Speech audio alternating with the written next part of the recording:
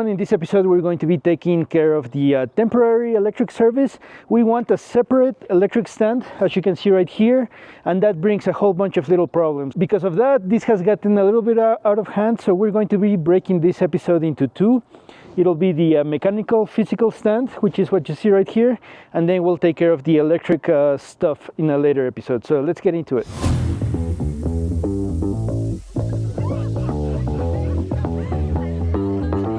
Okay, so before we get started, let me give you a little bit of a background story on the electric service.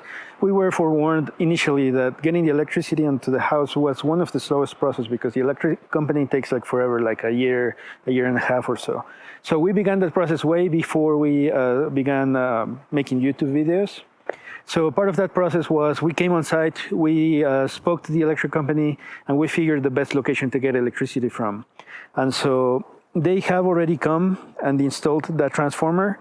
It ended up costing us like $1,000 to get it installed. And yeah, for the most part, we're ready on that part. So now we need to begin the second component of it, which is getting the electric service meter installed. In case you're not familiar with our project, what you see right there is going to be the mechanical room. And then you see a sleeve right there. That's where the electricity will be coming into the house.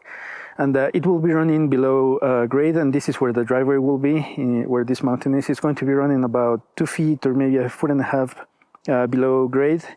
And then we're going to be running below grade. And then here's where we plan to put the meter, around here where the stump is. And all of it will be below ground. And then that's going to be the builder's responsibility, so in that case, us. And then the electric company, Xcel Energy, will bring the electricity below grade and then bring it onto the meter, and that's going to be their responsibility. So the placement, the physical mount where the meter will go needs to pass inspection, so it's very important that we do it correctly. And obviously we always want to do things the best way possible.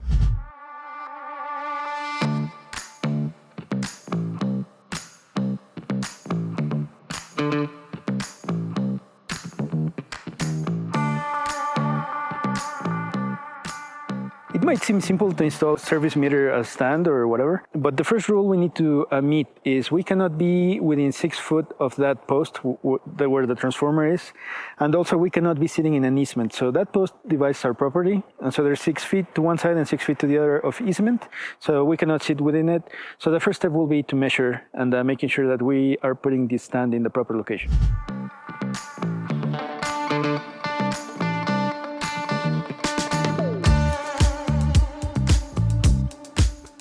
Well, I don't have a real answer as to how we need to build this electric stand. So one thing I decided to do is ask the neighbor to go check out their electric stand. I texted them, they said it's okay. So what I'm going to do now is I'm going to go check it out and see what they have. Okay, so I just got back from the neighbors and I just took some measurements on the electric service. So I noticed that the diameter was 2 3/8 inches each, and they all have 76.5 inches, which, by the way, from what I read, it's not actually meeting code because it's supposed to go all the way up, but maybe the house was so old that it was just grandfathered in. I also took measurements on the distance between the two different straps holding the meter. So it's about 65.5 inches. And then also took some quick notes on the kind of metal that it's holding the meter. So I think this will help me very well.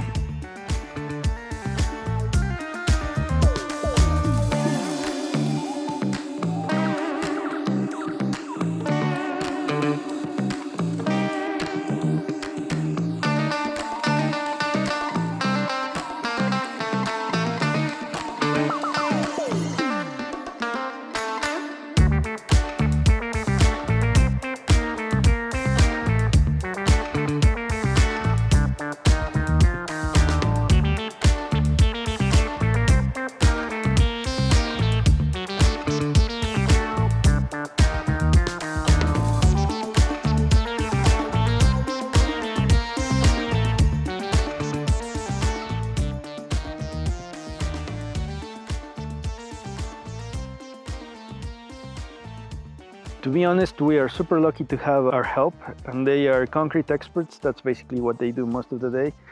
And they pointed out some things to make this better. So let me show you. This is what we have so far. Originally, I was going to just put the Sono tubes and then put these metal posts that are going to be holding the electric service. These posts are 14 foot, and the reason for the 14 is 4 foot below grade and then 10 foot above grade. I believe the code rule says that these posts must be 10 foot, and the reason for that is so that they can run that electric service to the transformer over there, and nobody can really touch it, reach it, or whatever, or get electrocuted. And I think that's the reason for the 10 foot. But beyond that, I was not planning necessarily to add these footings, but the guys came over and they said, these posts are very heavy, and it is very likely that these Sono tubes are just going to break over time with the wind, the weather that's really crazy over here.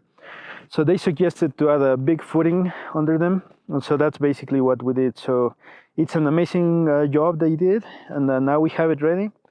And we are on the final touches, and hopefully we'll be getting our inspection taken care of this week.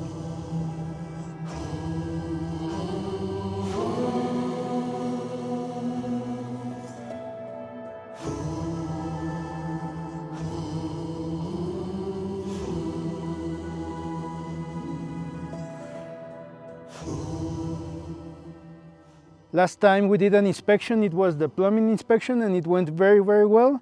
So here we are again for inspection of the electric service stand. To be honest, I'm not as nervous as I used to, so I think it should go pretty well. It looks amazing. I think worst case scenario is he'll say, oh, you should fill this hole up.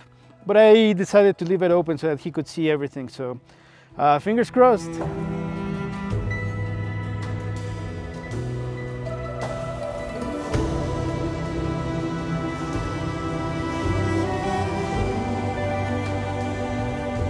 Well, the inspector came and went. We did not pass inspection, but we also did not fail it either. So we got a partial pass inspection. And so basically what that means is before we thought they were going to inspect the stand and everything was good, mechanically speaking, but they were actually looking for a little bit more than that. They were looking for us to have the electric service box installed with maybe the surge protector and all that kind of stuff, so that we could get the green light to actually call Excel Energy and install the meter. Overall, I think you would think I'm sad, but no, I'm actually happy because we learned a lot more. Now we know exactly what we need to do versus before that we were kind of like shooting in the dark. So here we are again. Well, let's just finish this up, right? So let's get the requirements from the inspectors taken care of. At the end of the day, it's better for the house. So first off, he requested, we need to have 2 ground rods, one here, and they need to be 8 foot and they need to be completely buried. And you might be wondering, well, they don't look very buried to me. Well, the reason is because we plan to fill this with dirt all the way up to this mark. And I don't know if you can see, it is slightly under, maybe like an inch or so. And that's part of his requirement as well, so that this is completely below ground, but it is also easily accessible.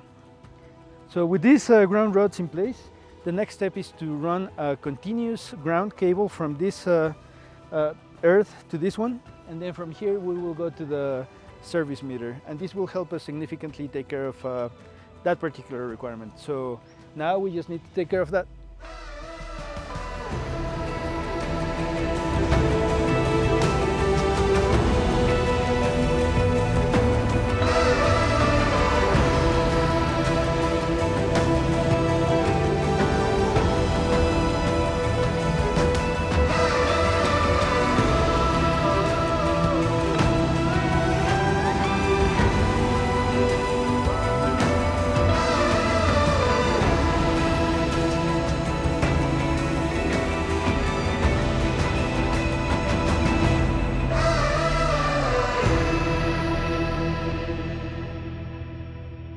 As you can see now, we have a house in the background. We started this episode when there was a foundation hole.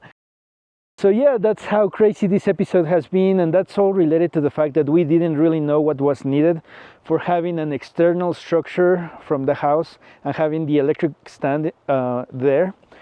So hopefully you've learned from our mistakes. At least hopefully you've learned how to make an electric stand for your service meter. And with that said, why don't we just finish up with our guys covering this stuff up, and then jumping up to a next episode or a future episode where we'll be talking about the electrical stuff, where we continue to have learnings from it. So see you then.